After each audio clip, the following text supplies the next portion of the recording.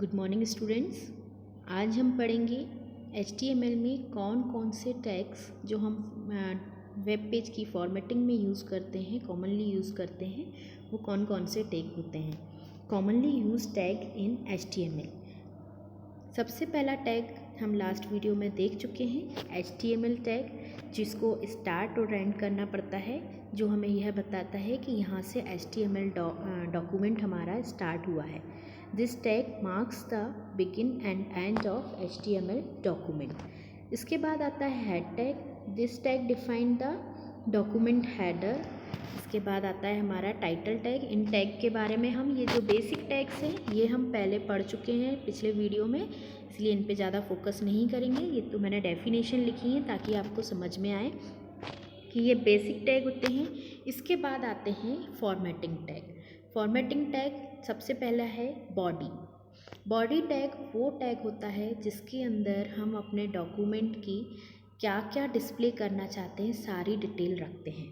This tag is the largest tag which defines the content of the document. It में contain text, image, list, tables and hyperlink etcetera, है ना। और इस tag के कई सारे एट्रीब्यूट्स भी होते हैं जिनको हम यूज़ करते हैं। जैसे कि हमने बॉडी टैग में बैकग्राउंड डाल दिया कि हमारे बैकग्राउंड का कलर कैसा होना चाहिए, या इसमें हमने कोई लिंक ऐड कर दी कि हम इसके अंदर दूसरे पेज पे जाने की एक लिंक दे दें जिस पे क्लिक करते ही हम दूसरे पेज पे चले जाएं।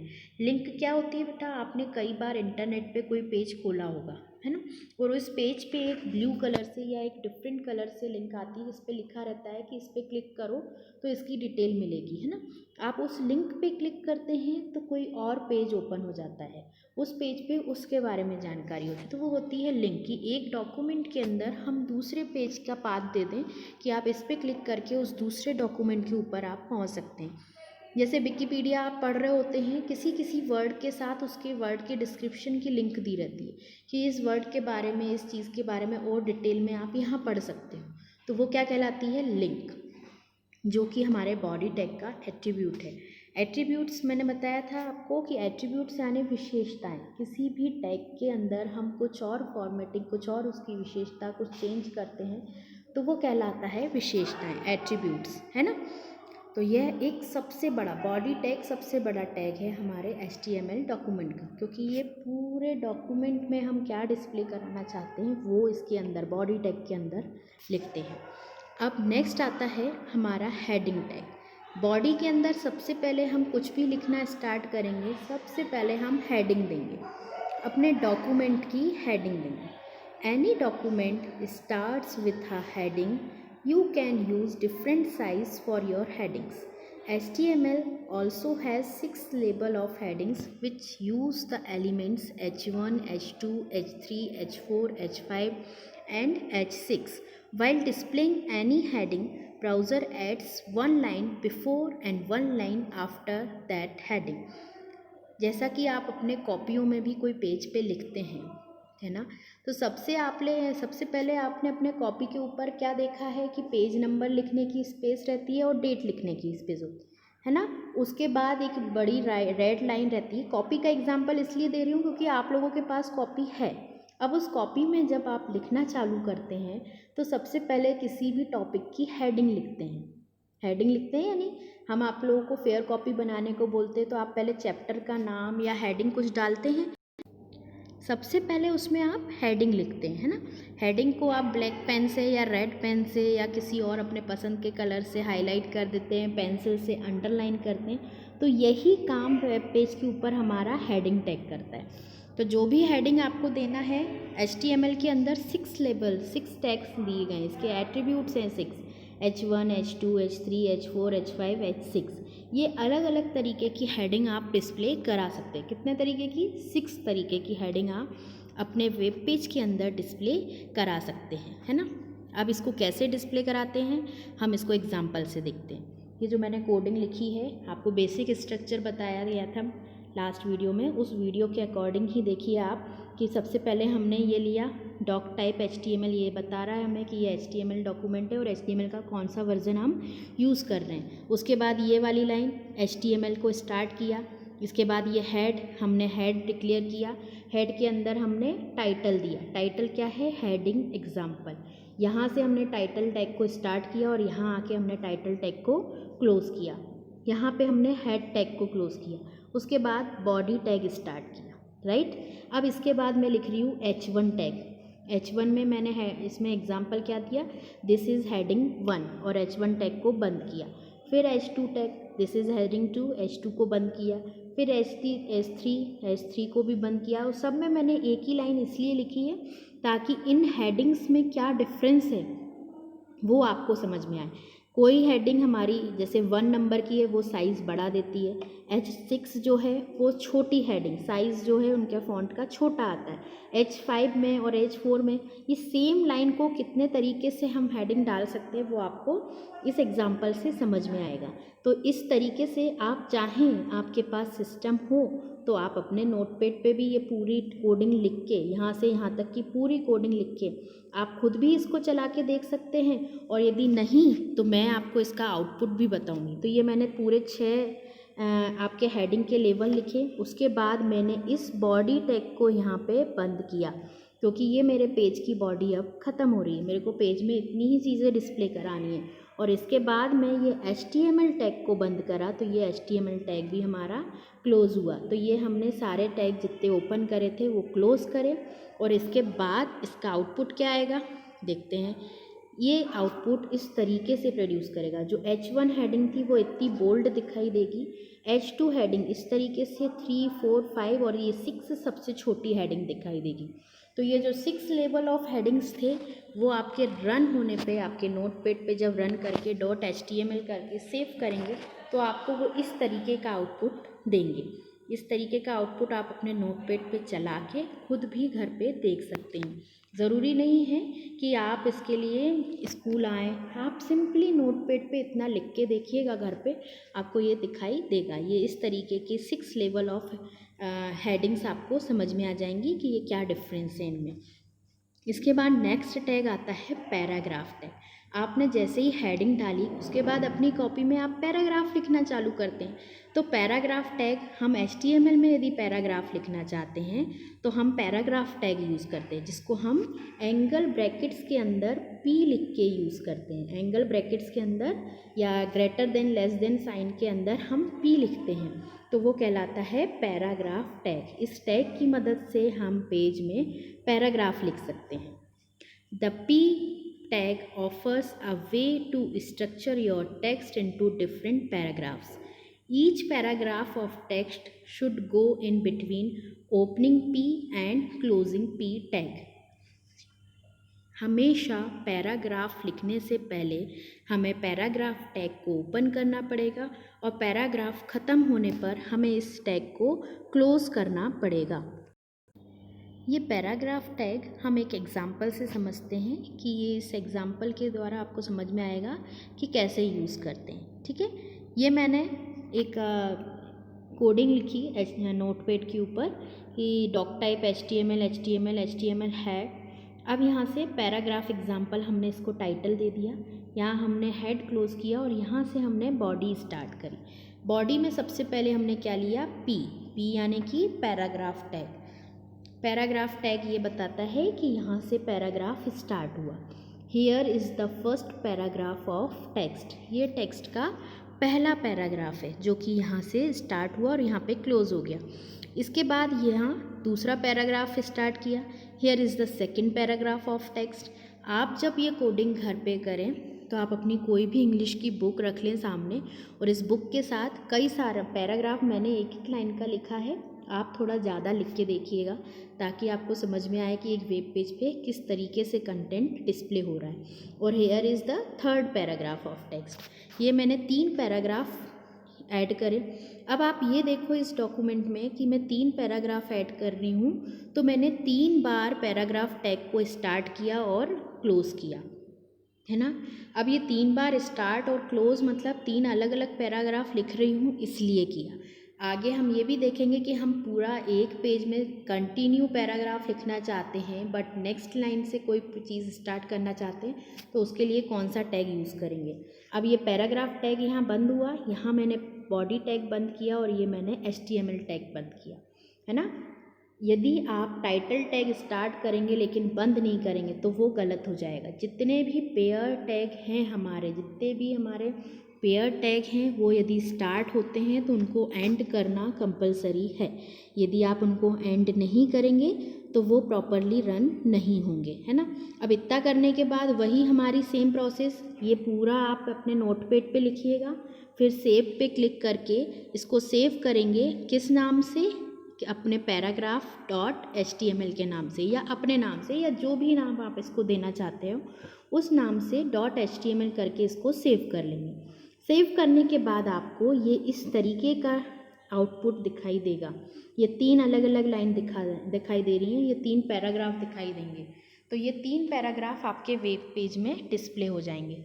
टाइटल जो आपने दिया होगा वो टाइटल डिस्प्ले होगा, जो आपने हेडिंग दी होगी वो हेडिंग डिस्प्ले होगी, और हेडिंग के बाद आपने जो पैराग्राफ लिखा है वो डिस्प्ले होगा।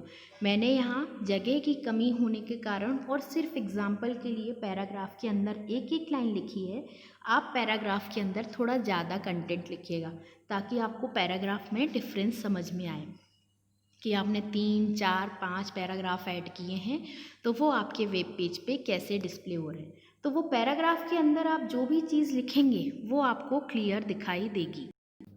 अब हम देखते हैं कि नेक्स्ट कौन से टैग हम अपने डॉक्यूमेंट की फॉर्मेटिंग में यूज़ करते हैं। कुछ दूसरे फॉर्मेटिंग टैग्स हैं, जैसे सबसे पहला है बी टैग। हमें यह बताता है कि हम अपने टेक्स्ट को बोल्ड कर सकते हैं। बोल्ड मतलब जो डार्क मोटे कलर के टेक्स्ट लिखे आते हैं, जो अलग ही हाईलाइट होते हैं, वो हम बी टैग से यूज़ कर सकते हैं। तो बोल्ड करने के लिए भी हमें पहले बी लिखना पड़ेगा, फिर बीच में जो टेक्स्ट हम बोल्ड करना चाहते हैं वो लिखेंगे यहाँ पे बीच में, और फिर इस टैग को भी क्लोज करेंगे। तो बोल्ड टैग जो बी टैग है वो भी हमारा पेयर टैग है, और इसको हम स्पेसिफिक टेक्स्ट को बोल्ड करने के लिए यूज़ करते हैं। हम पूरे एक पैराग्राफ को भी बोल्ड कर सकते हैं, हम सिलेक्टेड टेक्स्ट को भी बोल्ड कर सकते हैं, ये हमारी मर्ज़ी है। हम जिस टेक्स्ट को बोल्ड करना चाहते हैं, डार्क करना चाहते हैं, बी टैग यूज़ करेंगे। इसके बाद आता है आई हम स्पेसिफिक टैग को स्पेसिफिक टेक्स्ट को इटैलिक करने के लिए यूज़ करते हैं। इटैलिक यानी कि थोड़े से तिरछे टेक्स्ट, जो हम वर्ड और एक्सेल में BIU यूज़ करते थे ना, बोल्ड, इटैलिक, अंडरलाइन, वो हम अपने वेब पेज में भी यूज़ कर सकते हैं। हम अपने टेक्स्ट को थोड़ा सा तिरछा करने के लिए आई टैग यूज़ करते हैं। इसके बाद आता है यू टैग, ये भी एक पेयर टैग है। ये हम टेक्स्ट के नीचे अंडरलाइन लाने के लिए यूज़ करते हैं। यदि हम चाहते हैं कि हमारे, जैसे मैंने ये लिखा है अदर फॉर्मेटिंग टैग, जैसे मैंने ऊपर लिखा है अदर फॉर्मेटिंग टैग्स, तो हम इनके ऊपर अंडरलाइन लाने के लिए यू टैग यूज़ कर लेते हैं। इसको भी हम पेयर टैग कहते हैं। इससे हमारे टेक्स्ट के नीचे अंडरलाइन आ जाती है। नेक्स्ट आता है SUB, इसको बोलते हैं सबस्क्रिप्ट, है ना। सबस्क्रिप्ट का मतलब क्या होता है कि हम अपने टेक्स्ट के, जैसे हमने ये लिखा है H2O, इसमें ये 2 देखिए, 2 थोड़ा नीचे चला गया है, H2O। तो जब हम अपने टेक्स्ट को थोड़ा सा टेक्स्ट के नीचे कर लाना चाहते हैं तो वो हम यूज़ करते हैं सबस्क्रिप्ट। H2O को देखिए, 2 की पोजीशन देखिए कि कहाँ है। तो इस तरीके से जब हमें टेक्स्ट लिखना हो तो हम सबस्क्रिप्ट टैग को यूज़ करते हैं। उसके बाद आता है SUB, ये भी पेयर टैग है। इसको हम बोलते हैं सुपर स्क्रिप्ट टैग। जब हम टैग को पावर के फॉर्म में यूज़ करना चाहते हैं, जैसे ये x की पावर 2 लिखा है, तो पावर के फॉर्म में जब यूज़ करना चाहते हैं तब हम सुपर स्क्रिप्ट टैग को यूज़ करते हैं। जैसे कि इसमें 2 की पोजीशन देखिए, ऊपर है x के, तो ये पावर के फॉर्म में यूज़ कर रहे हैं, तो ये कहलाता है सुपर स्क्रिप्ट टैग। इसके बाद हमारे कुछ और फॉर्मेटिंग टैग्स हैं जिससे हम अपने पूरे वेब पेज के फॉर्मेट को चेंज कर सकते हैं। सबसे पहला है फ़ॉन्ट टैग। फ़ॉन्ट आप जानते हैं, लेटर्स, किस तरीके से वेब पेज के ऊपर आपके लेटर्स लिखे आते हैं वो कहलाते हैं आपके फ़ॉन्ट। तो फ़ॉन्ट हम स्टाइल को चेंज भी कर सकते हैं, किसी और कलर से किसी और स्टाइल में लिखना चाहें तो हम फ़ॉन्ट टैग को यूज़ करेंगे। फ़ॉन्ट टैग के भी अलग अलग एट्रीब्यूट्स होते हैं, अलग अलग वैल्यूज़ दे के हम उनके एट्रीब्यूट्स को चेंज कर सकते हैं।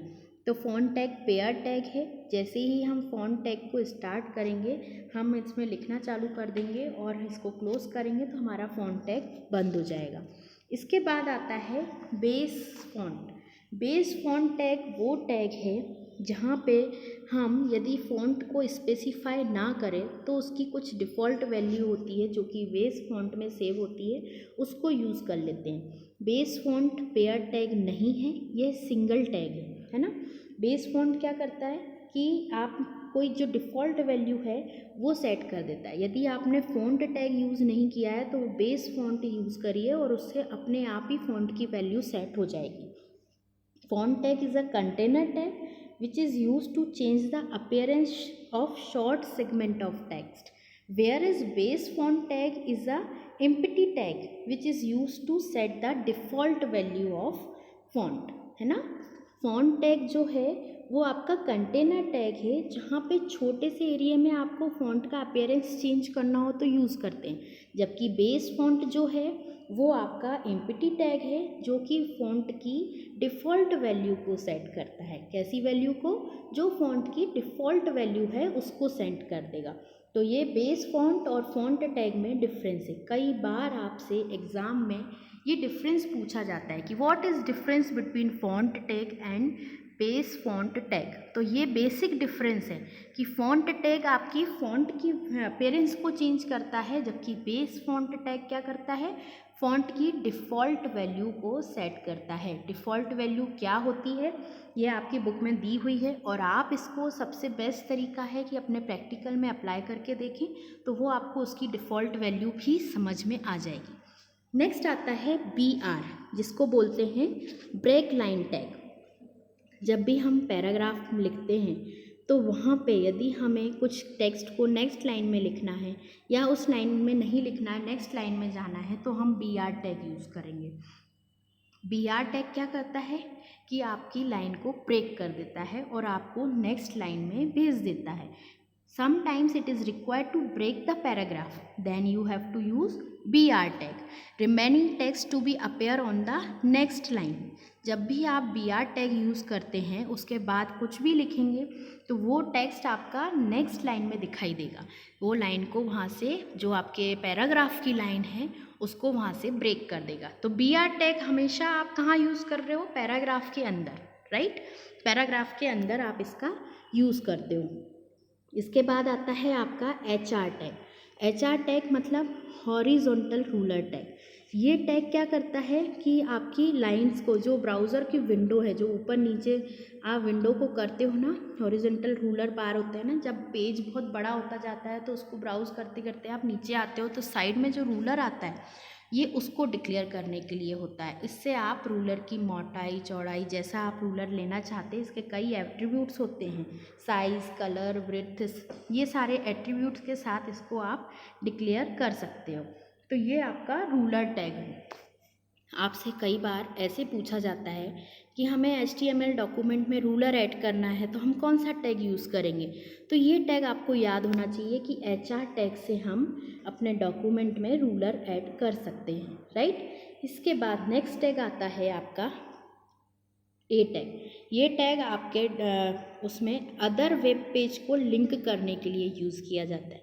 जैसे ही आप अपने वेब पेज पे, अपनी वेबसाइट पे कोई दूसरा वेब पेज लिंक करना चाहते हैं तो उस पेज को लिंक करने के लिए A टैग यूज़ करते हैं। बेस फॉन्ट, BR, HR ये सारे आपके एम्प्टी टैग हैं। ये आपका कंटेनर टैग है और ये आपका कंटेनर टैग है, लेकिन इमेज भी आपका एम्प्टी टैग है। जो टैग एक ही बार नाम से यूज़ हो रहा है वो एम्प्टी टैग है, और जो टैग्स आपके स्टार्ट और एंड हो रहे हैं वो आपके कैसे टैग हैं? वो आपके पेयर टैग है, ठीक है। तो A जो टैग है वो आपके पेज पे दूसरा वेब पेज लिंक करने के लिए यूज़ किया जाता है। इसके भी डिफरेंट एट्रीब्यूट्स होती हैं जिनकी वैल्यू आप देके इसको सेट करते हैं। और उसके बाद नेक्स्ट है आपका इमेज टैग। यदि आप अपने वेब पेज पे कोई इमेज डिस्प्ले कराना चाहते हैं तो वो आप इमेज टैग की मदद से करा सकते हैं। इमेज टैग भी आपका कैसा टैग है? एक एम्प्टी टैग है जिसको यूज़ करके बस आप इमेज ऐड कर सकते हैं। इसमें भी आप कई एट्रीब्यूट्स दे सकते हैं और इमेज कैसी इमेज ऐड कर सकते हैं आप, इनका भी एक पर्टिकुलर फॉर्मेट होता है, एक साइज़ डिफाइन करना पड़ता है जिसकी मदद से आप अपने पेज पे एक अच्छी सी इमेज भी इंसर्ट कर सकते हैं। तो ये कुछ फॉर्मेटिंग टैग्स थे जिनको हमने पढ़ा। इनको आप अपने नोटपैड पे चला के देखिएगा, रन करके देखिएगा, तो आपको बहुत अच्छे से समझ में आ जाएगा कि कैसे ये टैग काम करते हैं। अब नेक्स्ट वीडियो में हम इसके टेबल टैग और लिस्ट क्रिएट करने के टैग ये सब पढ़ेंगे। आज के लिए इतना ही। Thank you.